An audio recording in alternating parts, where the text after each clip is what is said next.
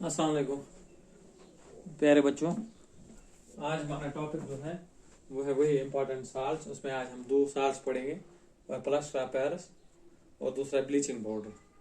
Last पे रहता है इस टॉपिक का सिर्फ लास्ट एक पार्ट, वो वाटर ऑफ क्रिस्टलाइजेशन, वो हम इंशाल्लाह नेक्स्ट टॉपिक में नेक्स्ट सेशन में पढ़ेंगे। आज हमारा टॉपिक जो है वह है प्लस पेरिस और ब्लीचिंग पाउडर। ठीक है, सबसे पहले प्लस्टर पैर जिसको पीओपी हम बोलते हैं, ये आप सबने देखा ही होगा, है ना। जो प्लस्टर वलस्टर इसके काम में आता है, हमारे घरों में लगता है पेंट करने से पहले, दीवारों को स्मूथ करने में, वो तो देखा ही होगा। यहाँ किसी की खुदा ना करे किसी बोन फ्रैक्चर हुई होती है कोई, फिर उसको उसके ऊपर जब जिसको हम बोलते हैं प्लस्तर शास्कुरमा, वो किया हुआ होता है, वो भी यही होता है, पीओपी होता है ना। या चीप टॉयज देखे होते हैं, वो भी पीओपी होते हैं। केमिकली क्या होता है पीओपी? ये होता है कैल्शियम सल्फेट हेमीहाइड्रेट। अब आप बोलोगे सर कभी पानी का आधा तो कर ही नहीं सकते मॉलिक्यूल का, क्योंकि हमें अगर वो देखें एटॉमिक थ्योरी बोलती है कि ये डिस्क्रीट नहीं होता है, एटम्स ये ब्रोकन शेप में नहीं मिलेंगे हमें, ये मतलब हमेशा या एक होगा या दो होगा या ऐसे आधा डेढ़ पौना दो, ये ऐसा ही नहीं होगा, है ना। तो फिर ये आधे का मतलब क्या है? असल में इसका मतलब है, इसका एक वाटर ऑफ क्रिस्टलाइजेशन आगे हम पढ़ेंगे। वाटर ऑफ क्रिस्टलाइजेशन जो है इसका मतलब है इसके क्रिस्टल स्ट्रक्चर में हमेशा दो कैल्शियम सल्फेट के दरमियान एक वाटर मॉलिक्यूल शेयर होता है। तो मतलब कैल्शियम सल्फेट अगर इधर से भी है, कैल्शियम सल्फेट इधर से भी है, इनके बीच में एक वाटर मॉलिक्यूल है, तो इसका शेयर ए का कितना बनता है? आधा। अब आए आपको समझ? आधे का मतलब क्या? आधे का मतलब होता है एक वाटर मॉलिक्यूल हमेशा दो कैल्शियम सल्फेट के साथ एसोसिएट होता है ना। तो एक के हिस्से में कितना आता है? आधा। इसलिए इसको कैल्शियम सल्फेट, हेमी का मतलब आधा, हेमी हाइड्रेट, हाइड्रेट का मतलब होता है मतलब इसमें पानी जो है आधा पानी है, आधा वाटर मॉलिक्यूल है, एक के साथ शेयर आता है। असल में एक के साथ आधा नहीं है, ये आधा करके हाफ किया है उसका, असल में शेयर एक को आता है आधा। अब प्लास्टर तो ठीक है, प्लास्टर करने के काम आता है। पेरिस क्यों बोलते हैं? क्योंकि सबसे पहले ये कहाँ पे जिप्सम में से बनाया गया। हाँ, जिप्सम को अभी हम देखते हैं जिप्सम को क्या किया, उससे बनाया ये प्लास्टर। तो कहाँ पे हुआ सबसे पहले? पेरिस में, तो इसीलिए इसका नाम पड़ा प्लास्टर पेरिस। प्रिपरेशन क्या है इसकी? इसको जिप्सम से बनाते हैं। जिप्सम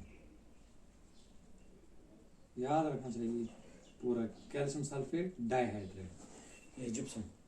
जिप्सम को लाया, उसको 100 डिग्री गर्म करना पड़ता है क्लेन में, है ना, इसको भट्टी में। वहां पे हमें मिलता है calcium sulphate hemihydrate, calcium sulphate hemihydrate plus 1/2 of water molecule, 1 and 1/2। अब आई समझ? जिप्सम को गर्म किया 100 डिग्री टेम्परेचर पे, उसको कैल्शियम सल्फेट हेमीहाइड्रेट मिलेगा और 3/2 वहां पे मिलेगा वाटर मॉलिक्यूल। अब आई समझ? यानी दो में से आधा एक कैल्शियम के सल्फेट के साथ जाता है, बाकी 1.5 वाटर मॉलिक्यूल में है, हवा में होता है। असल में 1.5 आधा होता ही नहीं। असल में क्या, ये तकरीबन 2 कैल्शियम सल्फेट हेमीहाइड्रेट लेंगे, इसमें से 2 कैल्शियम सल्फेट हाइड्रेट बनेगा, यानी 2 के साथ 1 वाटर मॉलिक्यूल रहेगा, 3 वाटर मॉलिक्यूल हवा में उड़ेंगे। और याद रखना इसमें अगर 100 से थोड़ा सा भी ज्यादा टेम्परेचर चला गया, वो क्या बनता है? वो बनता है कैल्शियम सल्फेट एनहाइड्रस, यानी उसमें कोई वाटर मॉलिक्यूल नहीं है, यहाँ एनहाइड्रस कैल्शियम सल्फेट, और उसको डेड बर्न प्लास्टर बोलते हैं। वो किसी काम की चीज होती ही नहीं है। आपको आई यहाँ तक समझ? तो फिर इसके आगे तो प्रॉपर्टीज वो तो पता ही, पीओपी देखा ही होगा सबने, कैसा होता है? वाइट पाउडर होता है ना, और अगर उसमें पानी डालें, थोड़ा सा भी पानी डालें, वो सेट होके वो फिर से जिप्सम बन जाता है ना। इसीलिए वो हमेशा जब भी रखते हैं हम, जो पीओपी रखते हैं किसी एयर टाइट कंटेनर में रखते हैं ना, ताकि मॉइस्चर का असर ना हो। इसका सेटिंग प्रॉपर्टी जो है ना बहुत ज़्यादा है, फट से सेट हो जाता है। इसलिए अगर मॉइस्चर का भी इसके साथ मामूली सा कंटेक्ट हो, ये फट से फिर से सॉलिडिफाई होके जिप्सम बनाता है।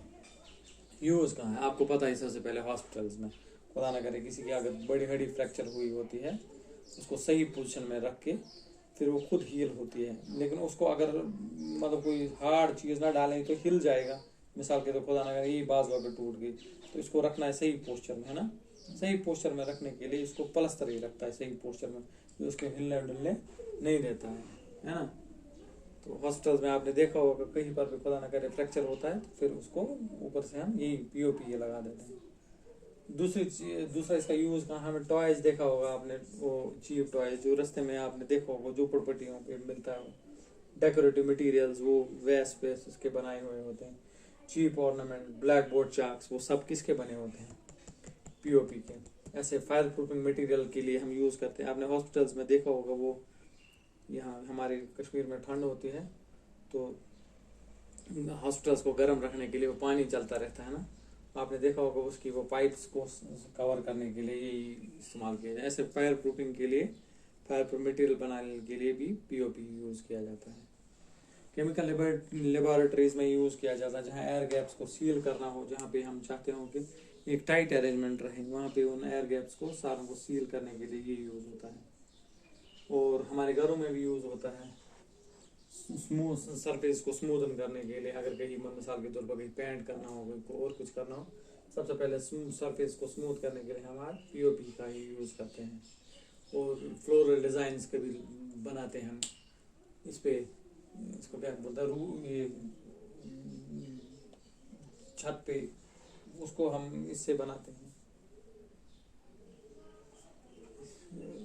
दूसरा, अब यहाँ तक आपको समझ, कैल्शियम सल्फेट जो है, कैल्शियम सल्फेट हेमीहाइड्रेट है, जिप्सम से बनाया जाता है, जिसका chemical formula calcium sulphate dihydrate. इसको 100 डिग्री पे गर्म किया जाता है तो हमें मिलता है कैल्शियम सल्फेट हेमीहाइड्रेट। हेमीहाइड्रेट क्योंकि एक कैल्शियम सल्फेट के हिस्से में आधा वाटर मॉलिक्यूल आता है।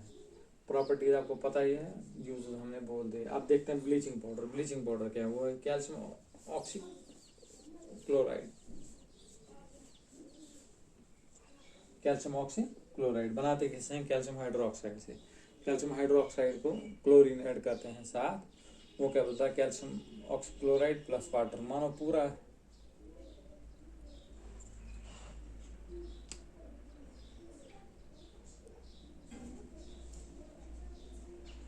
तो प्रिपरेशन क्या है, कैल्शियम ऑक्सीक्लोराइड के साथ क्लोरीन मिलाया, वहाँ पे हमें कैल्शियम ऑक्सीक्लोराइड मिलता है, प्लस मिलता है ये वाटर मॉलिक्यूल। प्रॉपर्टीज कैसी हैं, कैल्शियम ऑक्सीक्लोराइड जो होता है वाइट पाउडर होता है, लेकिन इसकी स्ट्रॉन्ग स्मेल होती है, इसकी क्लोरीन वाली स्मेल। ये वाटर में फट से घुल जाता है। ये ब्लीचिंग पाउडर जो है डाइल्यूट एसिड के साथ रिएक्ट होके क्लोरीन वापस देता है। तो ये देखो, ये अगर कैल्शियम ऑक्सीक्लोराइड ब्लीचिंग पाउडर है, इसके साथ अगर डाइल्यूट सल्फ्यूरिक एसिड मिला है, कैल्शियम सल्फेट देता है प्लस क्लोरीन प्लस वाटर। मानो ये एसिड बेस रिएक्शन है, ये तो बेस की तरह यहाँ पे काम करता है ना, ये बेस है और ये एसिड साल्ट दिया और वाटर दिया क्लोरीन।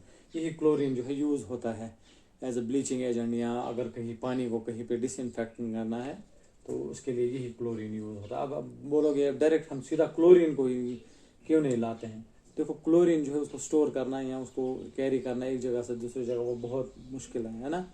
इसीलिए आप सोचो ये क्लोरीन जो है स्टोर्ड रहता है इन फॉर्म ऑफ ये ब्लीचिंग पाउडर। फिर एक बार उसको डाइल्यूट एसिड से रिएक्ट करवाए, वो क्लोरीन फिर से बाहर आता है। अब फायदा क्या है हमें, फायदा ये है कि हमें अलग से क्लोरीन को स्टोर या प्रिजर्व करना नहीं पड़ता है। एक बार हमने कैल्शियम ऑक्सीक्लोराइड लाया, उसके साथ एसिड मिलाया, वो फट से फिर से वापस देता है क्लोरीन। तो यूजेस क्या है इसकी, ये सबसे पहले जो है ब्लीच करने में इस्तेमाल होता है। किसको ब्लीच करने में, कॉटन को, लिनन को, वुड क्लॉथ को, ऐसे लॉन्ड्री में यूज। आप बताओगे अब ये ब्लीच करना क्या होता है। देखो जब हम कॉटन हासिल करते हैं वो पूरा वाइट कलर का नहीं होता है, या लिनन जो होता है कॉटन की सुपीरियर क्वालिटी होती है, वो भी पूरा वाइट कलर का नहीं। ऐसे वुड प्लस लकड़ी, उससे हम पेपर बनाते हैं ना, पेपर इंडस्ट्री में जो यूज़ होता है वो भी मतलब हमें सीधा लकड़ी की शेप में हमें हासिल नहीं होता है। ये मतलब ये उसका कलर डिफरेंट होता है, और हम वर्क किताब के वर्क आपने देखा उनका कलर डिफरेंट होता है। इन सब चीज़ों को पहले वो जो उनमें कलर होता है वो निकालना पड़ता है, तो वो इसी की बदौलत कर सकते हैं। क्लोरीन जो है वो उसका कलर निकाल देता है। ऐसे हम इसको डिसइंफेक्टेंट के तौर पे भी यूज़ करते हैं। वाटर सप्लाई में देखा होगा आपने, क्लोरीन टैबलेट जो डालते हैं वो क्लोरीन नहीं होता, उसमें ब्लीचिंग पाउडर होता है ना। हमारे यहाँ उसको बोलते हैं गाढ़ दवा। हमारे यहाँ उसको किसको, मछलियों को मारने के काम में लाया जाता है, क्योंकि वो जो भी डिजॉल्व ऑक्सीजन या बाकी गन मन जो है वो सारा निकाल देता है पानी से, है ना। तो क्यों, वो जो ब्लीचिंग पाउडर हम पानी में डालते हैं वो क्लोरीन जो है उसमें से वो बाकी चीज़ें निकाल देती है, वो जो भी माइक्रोब्स हैं पैथोजन उनको किल कर देते हैं। वैसे मैन्युफैक्चरिंग क्लोरोफॉर्म को प्रिपेयर करने में इस्तेमाल किया जाता है। वो क्या मीथेन के साथ सीधा ये मिला है, ब्लीचिंग पाउडर उधर मिलेगा, क्लोरीन निकलेगा बाहर, वो क्लोरीन हाइड्रोजन को रिप्लेस करता जाएगा, यानी मीथेन को ऑक्सीडाइज करता जाएगा और हमें मिलेगा CaCl3।